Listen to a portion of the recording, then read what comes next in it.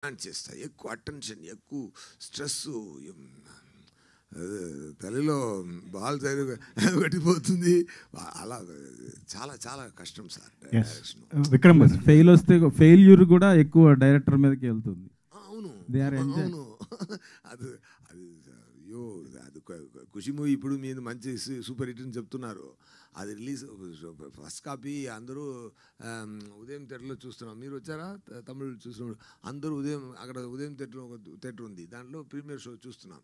Entire industry అక్కడ ఉంటుంది. అది ఏదో ఒక గ్రేవ్ యార్డ్లో కూర్చున్నట్టు అందరూ ఇలా కూస్తున్నారు. ఒక్క నవ్వు లేదు, ఏంటది అది అది మాత్రం కంటిన్యూ అయిందంటే ఇప్పుడు ఎస్ఎస్సీ అక్కడ ఉండను నేను.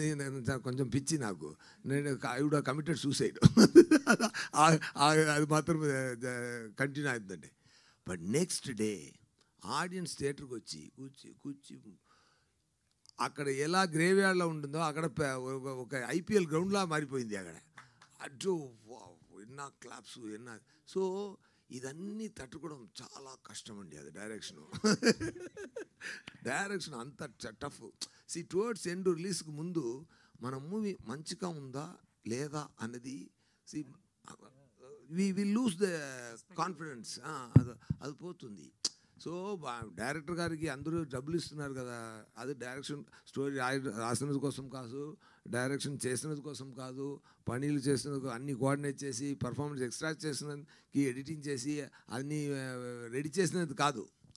లాస్ట్ రిలీజ్కి 1 month ముందు ఈ మూవీ మంచిగా ఉందా, ఆడుతుందా ఆడలేదా అని కన్ఫ్యూజన్ ఒకటి వస్తుంది కదా, ఆ బాధకేంటి ఆ డబ్బు అంతే.